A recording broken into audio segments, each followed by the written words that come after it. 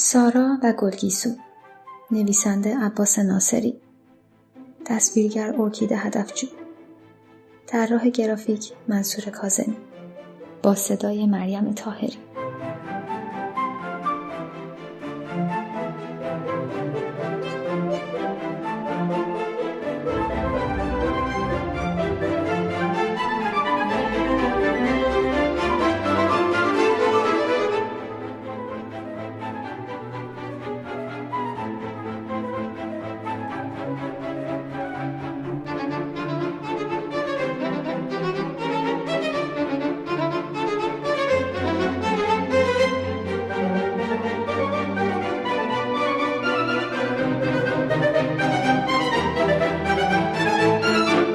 طبق معمول دوتایی بودند. آنقدر همیشه با هم دیده می شدند که حتی اسم یکیشان آن یکی را به یاد می آورد. با قد و قامت پیش دبستانیوارشان و با سرعت به دنبال هم راه می افتادند و به همه جا سرک می کشیدند. حالا هم من را در اتاق گیر انداخته بودند.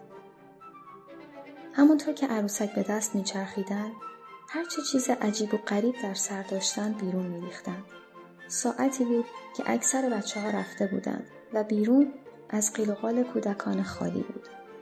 آنها هم در انتظار خانوادهشان آخرین ماجراجویی‌های روز مدرسهشان را به پایان می‌بردند.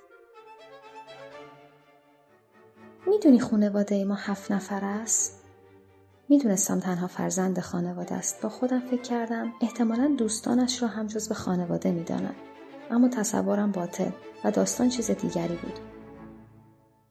همانطور نشسته روی کاناپه قرمز گوشه اتاق شمارش اعضای خانواده‌اش را نگاه می‌کردم. تدی، پینگوین، من، مامان و بابا. آن 4 عروسک‌هایش بودند. باز از روی مکعب چوبی سبز و قرمزی که حکم صندلی داشت بلند شد و چرخی زد. داشتم خانواده‌اش را هضم می‌کردم که فرصت نداد و چیز دیگری رو کرد. یادم نیست چطور صحبت به آنجا کشید. به مورچه‌ها. موضوع به 1-2 سال قبل‌تر و زمان مهد کودکیشان برمیگشت. از همان موقع با هم بودند و رازهای نگویی داشتند که یکیشان همین مورچه‌های به قول خودشان خیالی بود. سارا و گلگیسو. میگفتند دختر یا پسر بودن این مورچه‌ها بستگی به این داشت که کدامشان آن را میدید. یعنی گاهی دختر مورچه بودند و گاهی پسر مورچه.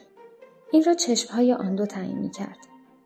جوری با اندکی تأمل حرف می‌زدند که معلوم نبود برای گفتنش به من شک دارند یا در لحظه داشتند خیال می‌بافتند. آرام و قرار نداشتند. کاتوره‌وار حرکت می‌کردند و قصه‌شان را می‌گفتند. شبیه تماشاگران تنیس چشم می‌گرداندم تا منبع صدا را دنبال کنم. پرسیدم کجا زندگی می‌کردند سارا و گلگیسو؟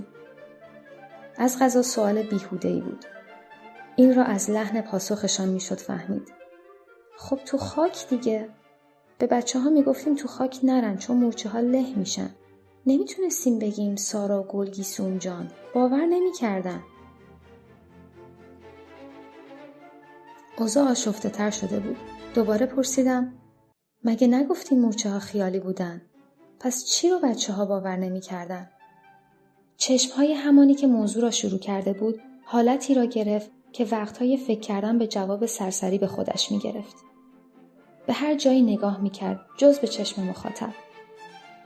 چرا؟ خب من کلاً مورچه‌ها رو دوست دارم و نمی‌خواستم له بشن. جمله آخر را تقریباً با هم گفتند. بعد همانطور که سریع و بی مقدمه خلوت را برهم زده بودند از اتاق بیرون رفتند. انگار از چیزی فرار می‌کردند. در را هم محکم پشت سرشان بستند. حالا من در ناکجا آبادی میان خیال و واقعیت گیر کرده بودم.